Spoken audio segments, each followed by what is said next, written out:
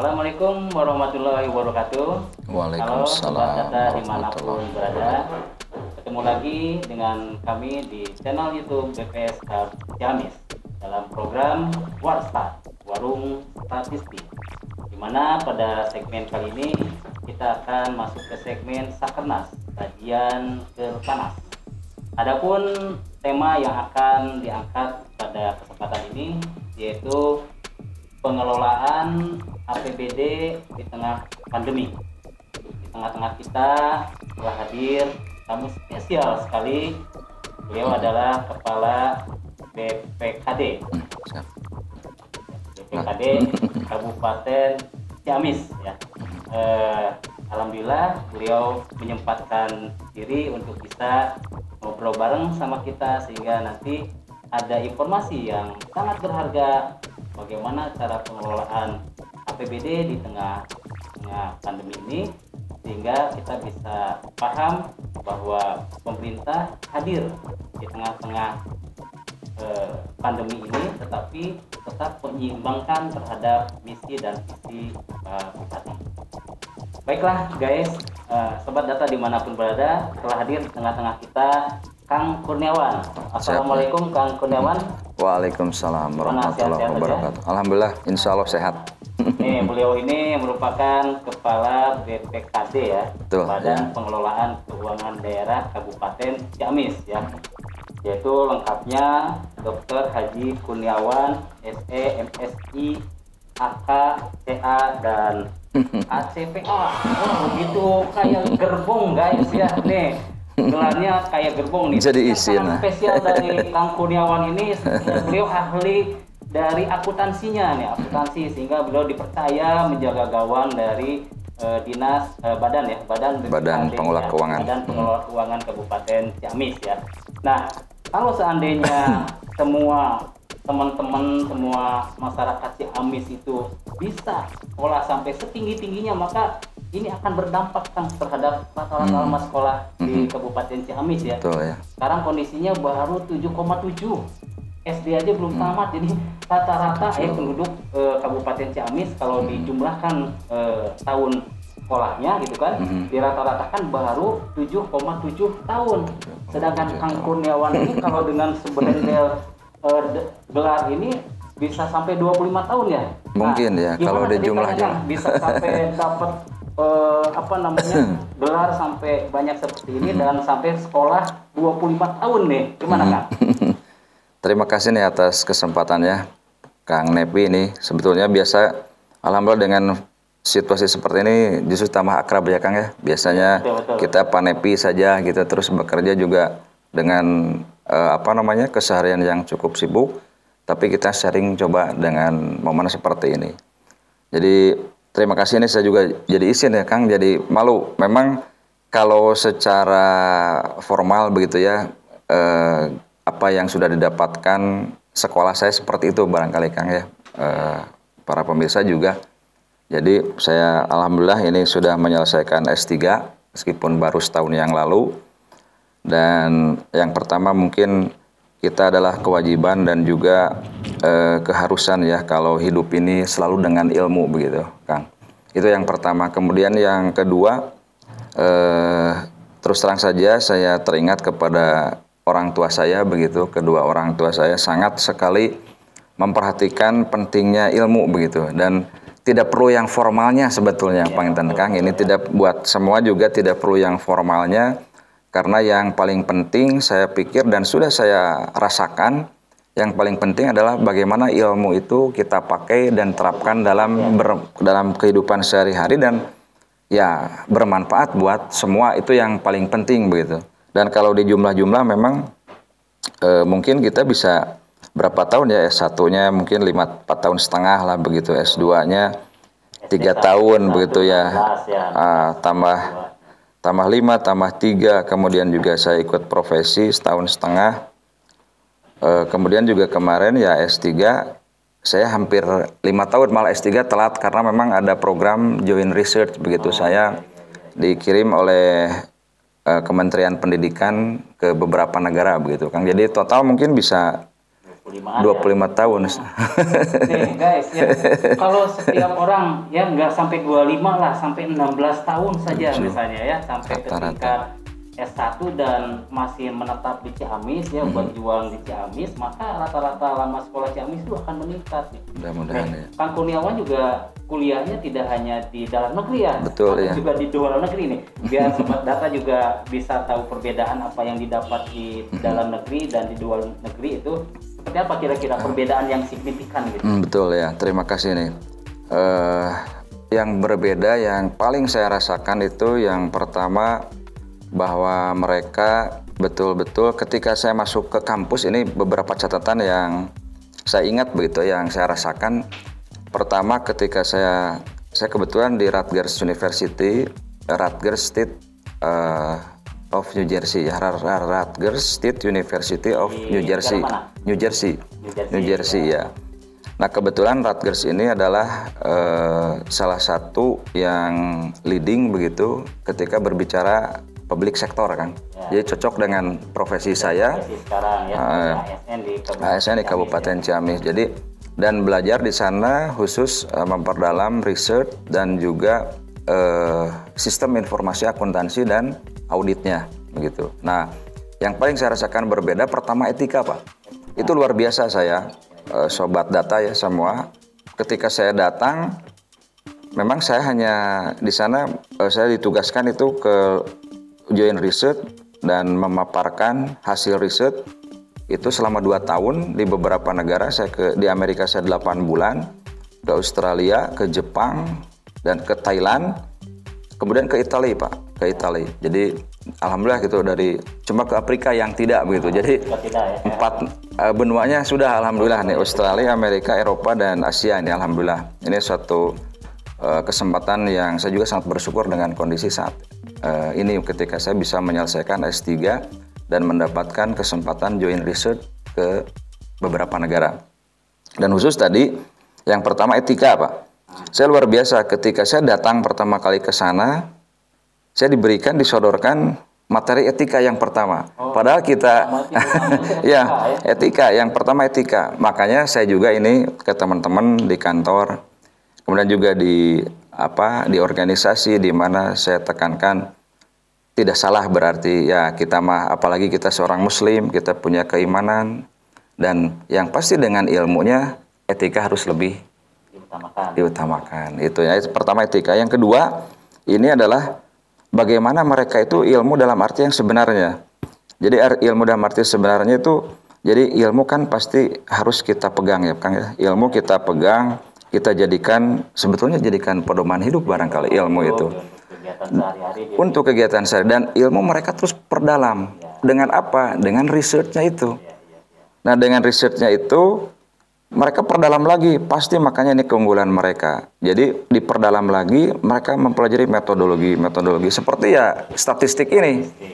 Gitu. Dan kebetulan saya belajar sangat luar biasa dengan peserta yang lain dari Brasilia, kemudian dari Uni Arab Emirat, dari Jepang, dari Korea, dan dari China itu si peserta. Jadi kita bisa sharing. Jadi yang paling tadi etika, kemudian bagaimana dia memperdalam ilmu terus, dan yang terakhir mereka memang hasil penelitian itu ketika sudah menjadi ilmu kan, diimplementasikan, diterapkan. Itu yang memang luar biasa.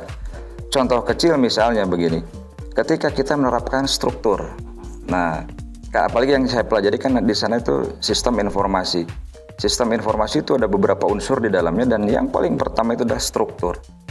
Kalau di kita kan kelihatannya mohon izin ya, bukan kalau ini bisa nanti kalau struktur itu adalah kan kesuksesan atau apa yang kita kerjakan juga tidak terlepas sebagai community kita dalam organisasi. Nah, itu struktur kan penting Pak. Jangan main-main dengan struktur. Ini yang selalu saya sampaikan kepada teman-teman juga ya, sobat data semua, jangan main-main dengan struktur. Kalaupun itu ada keterbatasan konflik of interest dari kita sebagai bagian dalam organisasi, tapi kalau kita ingin organisasi kita maju ya jangan mainkan itu. Seperti itu. Ya, jadi struktur seperti itu. Mengacu kepada tujuan dari organisasi betul. Nah, itu itulah guys, bahwa ada pengalaman yang sangat menarik ya. Yang intinya bahwa belajar sampai setinggi-tingginya, tidak ada kata terlambat ya. Ini Betul, kayak Kang ya. Kurniawan juga usianya sudah begitu banyak menyerap ilmu dan baru setahun kemarin gitu kan selesai S3 gitu kan. Dan kemungkinan juga masih bisa bertambah ya. Rencana. Kalau sekolah mungkin sudah tamat ya Kang ya. Ya. Sekolah sudah tamat, tetapi saya mencoba belajar dari profesor saya ketika di Amerika, itu namanya Profesor Miklos Fasaherli. Jadi dia selalu meneliti terus Pak. Dan saya ketika pulang dari Amerika setelah selesai juga kuliah kemarin, alhamdulillah sudah menyelesaikan 2 penelitian Pak. Alhamdulillah ini. Kemarin bahkan ikut di WGES ya, West Java Economic Society. Jadi kita bikin paper lagi, kita penelitian lakukan di beberapa desa di Ciamis ini. Kemudian juga terkait dengan pengelolaan keuangan, kita jadikan suatu paper dan dipresentasikan pada saat di BI kemarin. Sempat juga, jadi insya Allah akan kita coba ilmu ini, kita gali terus, mudah-mudahan dengan kemampuan kita, tapi dengan yang penting semangat barangkali ya Taman. Ya, jadi itu guys, bahwa tidak terlepas atau terbatas dengan pendidikan formal ya. Jadi ya, pendidikan betul. juga tidak hanya sebatas untuk memenuhi disertasi ya. Betul ya. Tapi ilmu itu dikembangkan untuk kemanfaatan terutama di organisasi. Betul. Nah, Kang Kurniawan ini berada di pemerintah daerah Kabupaten Ciamis, mengembangkan terus tanpa bosan gitu kan penelitian-penelitian untuk mengembangkan Ciamis. Laras. Ya, begitulah guys. Ini sebuah pengalaman yang sangat berharga dari beliau. Baiklah guys, tadi kita sudah perkenalan begitu jauh tentang pendidikan formal dan menjadi sebuah pembelajaran bagi kita semua ya tentang pentingnya pendidikan. Yang paling penting adalah mengamalkan hasil pendidikan tersebut. Betul ya. Nah, yang mungkin kita akan masuk kepada apa sebenarnya tupoksi dari Badan Pengelolaan Keuangan Daerah ini Kang? Ya. Terima kasih Kang. Jadi berbicara tupoksi ini kami adalah selaku pelaksana kebijakan teknis pengelolaan keuangan daerah. Secara umum seperti itu. Dan kami sebagai satuan kerja pengelola keuangan daerah yang berfungsi sebagai PPKD, pejabat pengelola keuangan daerah, dan berperan sebagai bendahara umum daerah. Nah, ini memang agak luas juga di keuangan karena memang peran pengelolaan keuangan daerah ini mulai dari proses perencanaan sampai pada pelaporan pertanggungjawaban penatausahaan ya penganggaran itu ada di kami gitu fungsi. Dan kami berfungsi juga tadi berperan sebagai pejabat pengelola keuangan daerah dan sebagai bendahara umum daerah. Jadi mengelola seluruh aktivitas pengelolaan keuangan daerah mulai dari yang dapat dinilai dengan uang, baik itu pendapatan daerah Kang, kemudian belanjanya, kemudian pembiayaan, dan juga aset daerah, barang yang bergerak dan tidak bergerak kami kelola seperti itu. Jadi ada pengelolaan pendapatan daerah ya. Jadi yang semua dari pajak, dari retribusi, distribusi ini masuk nih ke kantornya Kang Kurniawan ya. Tetapi jangan khawatir, ada pengelolaan yang akuntabel ya. Siap, akuntabel ya. Dan juga ada SPPD yang independen ya, ada inspektorat untuk internal audit ya. Auditnya gitu kan. Dan juga mungkin BPKD ini juga mempunyai kewenangan mengalokasikan juga kan? Betul, anggaran ya. Sebagai anggota tim anggaran pemerintah daerah. Anggota ya. Jadi punya suara di sana untuk mengalokasikan. Nah, betul. Ngobrol-ngobrol tentang pengalokasian APBD ini kan kalau secara normal mungkin akan diarahkan kepada pencapaian visi dan misi Pak Bupati ya. Betul ya. Nah, tapi kan di masa pandemi ini bagaimana strateginya? Karena kan terjadi refocusing gitu ya. Betul, ya. Anggaran yang tadi sudah diarahkan ke satu sektor tiba-tiba harus ditarik untuk penanganan musibah kita ya, pandemi ini yang sampai sekarang masih terjadi. Nah, gimana strateginya Kang? Nah, betul ya. Terus terang saja Kang Nepi, ini kita semua dihadapkan pada situasi sulit ya ketika pandemi COVID-19 ini. Tetapi satu kembali tadi saya katakan, dengan situasi sesulit ini memang kita harus tetap semangat begitu. Semangat ya, harus semangat. Tetapi tetap dengan memperhatikan kekuatan yang kita miliki dan juga kemampuan serta kondisi begitu, seperti itu. Nah, strategi yang kita lakukan begitu terkait dengan pengelolaan keuangan daerah pada saat pandemik ini. Yang pertama tentu saja ini kita bekerja sesuai dengan arahan dan kebijakan pimpinan. Kemudian yang kedua ini regulasi, Pak. Nah, ini regulasi dalam pengelolaan keuangan negara daerah ini. Dan ketika memang perekonomian terkontraksi seperti ini, pengaruhnya sangat besar sekali. Ketika ekonomi terkontraksi, otomatis volume anggaran juga berkurang. Nah, betul ya. Di level daerah, ya khususnya di Kabupaten Ciamis ini, memang kita berat sekali sampai berkurang 600 miliar. APBD itu refokus 600 miliar. Kondisi tahun 2020 ya. Ini memang bisa dibayangkan juga bagaimana nanti Kang Nepi mungkin dengan jajaran melihat bagaimana hasil.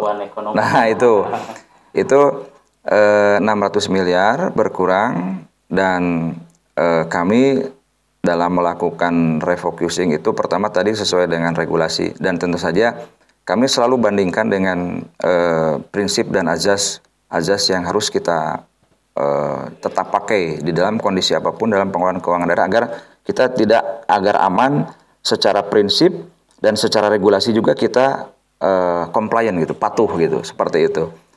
Nah, strateginya kita yang refocusing itu diarahkan pada yang ini memang risiko dan alter pilihan gitu, mau tidak mau akhirnya yang infrastruktur, yang belanja modal. Kemudian kita tutup lagi dengan belanja barang jasa. Dan kita ini kalau pandemi berkepanjangan, ini mudah-mudahan tidak, ini pasti nanti ketika belanja barang jasa terkurangi, belanja infrastruktur juga terkurangi, ini bisa yang kita takutkan ini ke belanja pegawai, Pak. Nah, belanja pegawai bukan berarti apa-apa, karena kan belanja pegawai ini bagian dari pengeluaran government expenditure kan, bagian pengeluaran pemerintah. Inilah yang ketika kondisi saat ini yang bisa menjaga ataupun ritme perekonomian, barangkali Kang Nepi juga lebih paham ini dengan jajaran. Nah, gitu. Ini kita amankan juga agar memang bisa tetap menjadi trigger ya di dalam guliran aktivitas ekonomi masyarakat begitu. Kalau misalnya sampai ke titik, mudah-mudahan ini kita bisa bertahan dan strateginya ini di tengah keterbatasan saat ini kami alokasikan dan kami coba seleksi beberapa melalui TAPD ini dipimpin oleh Pak Sekda.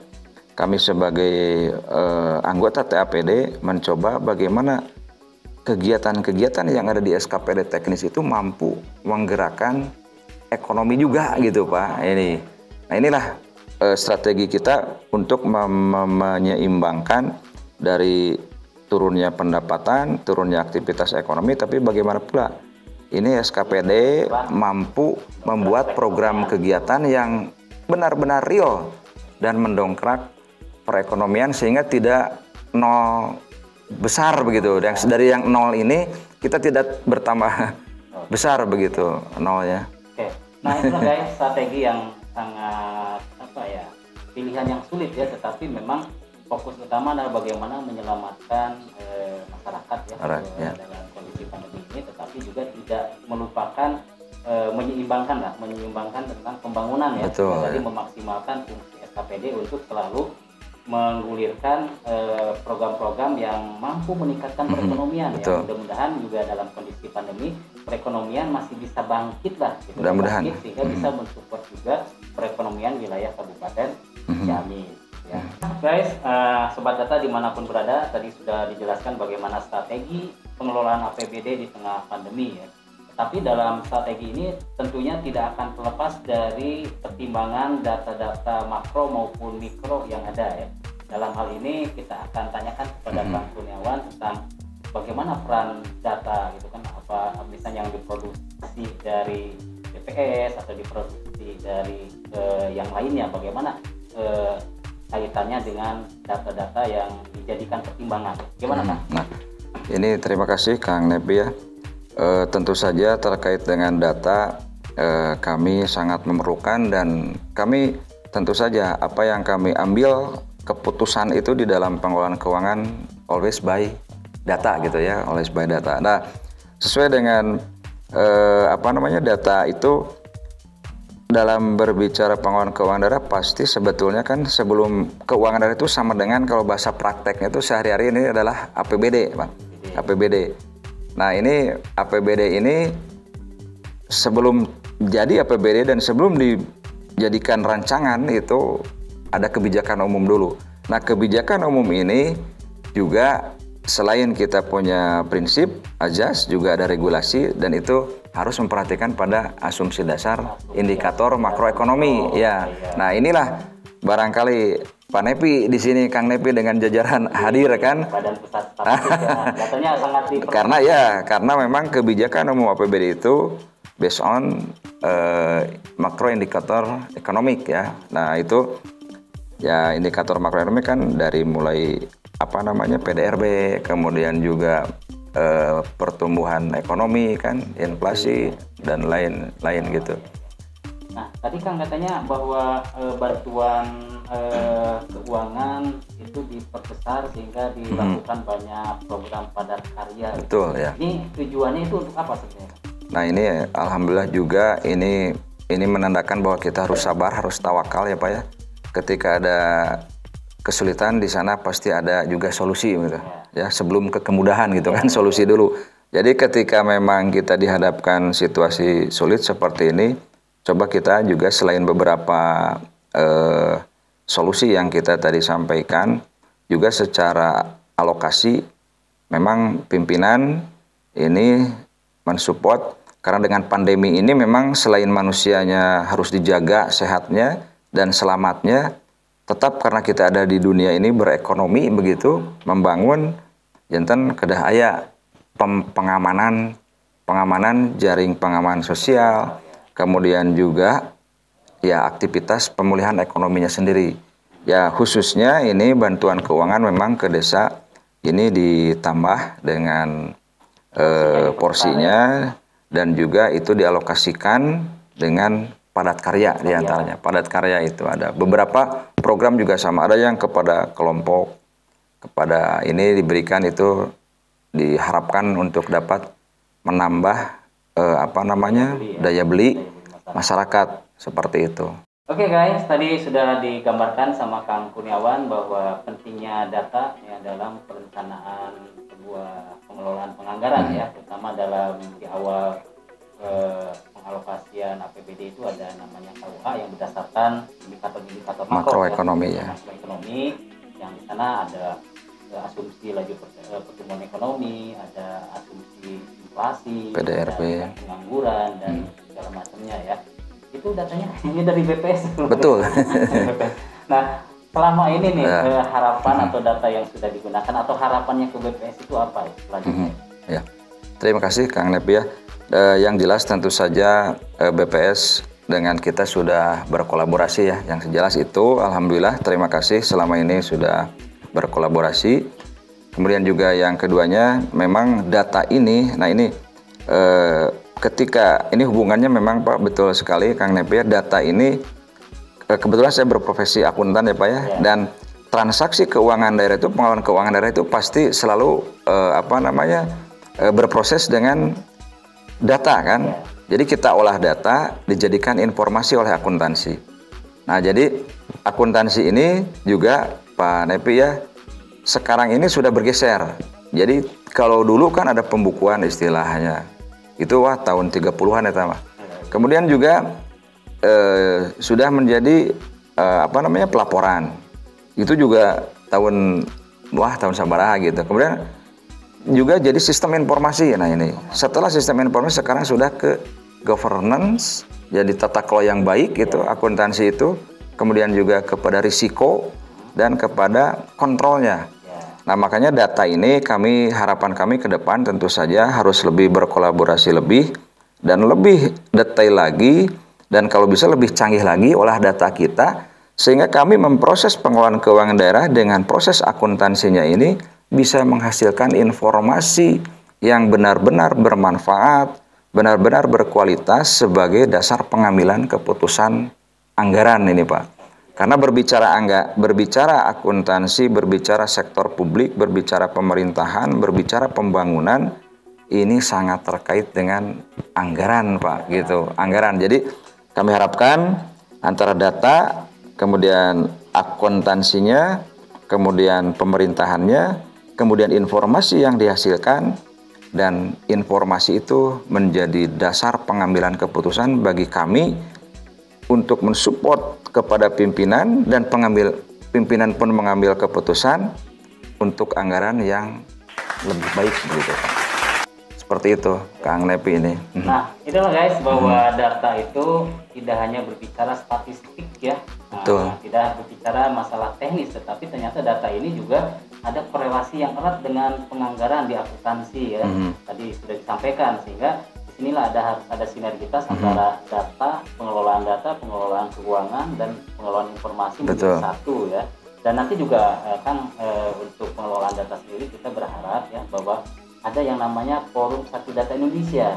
Jadi data-data makro yang sifatnya produsennya di BPS, data-data sektora yang diproduksi sama para SKPD ini bisa menjadi satu pintu. Betul. Satu pintu dengan konsep yang sudah menerapkan konsep internasional, sehingga datanya makin berkualitas. Sehingga kalau data berkualitas digunakan menjadi dasar penganggaran, ini akan lebih berkualitas, lebih bakal bisa tepat sasaran, efisiensi anggaran, dan tidak kemana-mana gitu kan. Sasarannya bisa langsung tepat dengan data yang berkualitas ya. Ya, demikian sobat data dimanapun berada. Sekali lagi ini Kang Kurniawan, terima kasih telah menyempatkan di sela-sela kesibukannya ngobrol-ngobrol di sini. Mudah-mudahan ini menjadi edukasi bagi kita semua, dan sehingga nanti juga sobat data bisa memberikan komentar di bawah ini ya. Dan jangan lupa like, komen, dan subscribe